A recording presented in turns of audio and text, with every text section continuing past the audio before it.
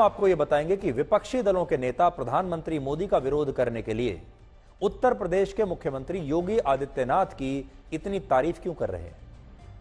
अचानक से विरोधी दलों को योगी आदित्यनाथ के साथ बड़ी सहानुभूति हो गई है। मुख्यमंत्री योगी आदित्यनाथ को माफिया और गुंडा कहने वाले मुख्तार अंसारी के भाई और गाजीपुर से समाजवादी पार्टी के सांसद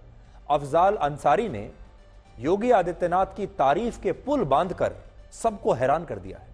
उन्होंने कहा है कि अगर मुख्यमंत्री योगी आदित्यनाथ न होते तो उत्तर प्रदेश में बीजेपी और भी बुरी तरह चुनाव हारती, लेकिन योगी आदित्यनाथ के चेहरे ने बीजेपी को उत्तर प्रदेश में कुछ हद तक बचा लिया और उसे कुछ सीटें जिता दी। ये उल्टी गंगा देखिए कैसे बह रही है, आप भी सुनिए।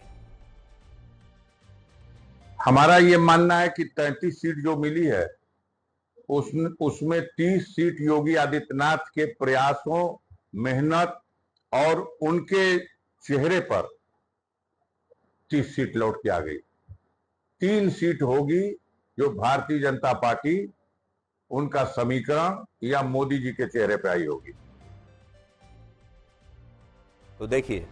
अफजाल अंसारी भी योगी आदित्यनाथ की तारीफ कर रहे हैं, जो एक जमाने में हर रोज पानी पी पी कर उनकी आलोचना करते थे और उन्हें इसलिए भी योगी आदित्यनाथ से बड़े गिले शिकवे होंगे क्योंकि उनके भाई को योगी आदित्यनाथ के समय पर ही कानून व्यवस्था ने उनसे बड़ी सख्ती से उनके साथ निपटा और अब तो उनके भाई नहीं रहे।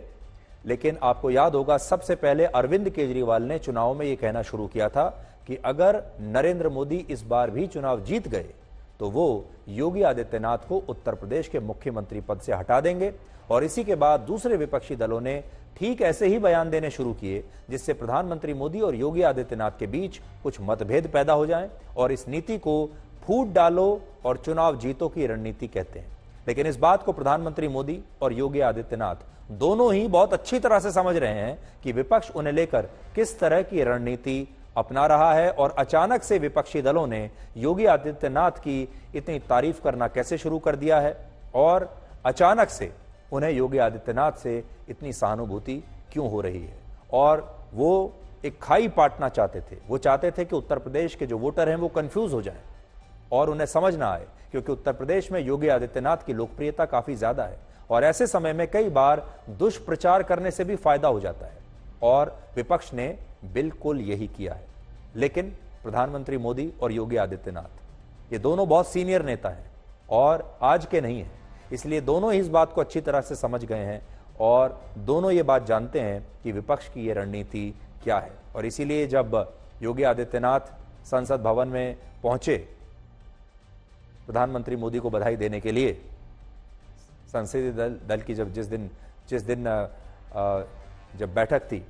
तो प्रधानमंत्री मोदी ने उनकी पीठ थपथपाई, उनका कंधा थपथपाया, जिससे लोगों को समझ में आया कि दोनों के बीच में कैसे रिश्ते हैं। इस समय जब हम आपको यह खबर दिखा रहे हैं तब आरएसएस प्रमुख मोहन भागवत गोरखपुर में ही हैं और हमें सूत्रों से ऐसा पता चला है कि मुख्यमंत्री योगी आदित्यनाथ भी अगले 1-2 दिनों में गोरखपुर जा सकते हैं, जहां मोहन भागवत से उनकी मुलाकात की संभावना है। इन दोनों के बीच मुलाकात हो सकती है गोरखपुर में।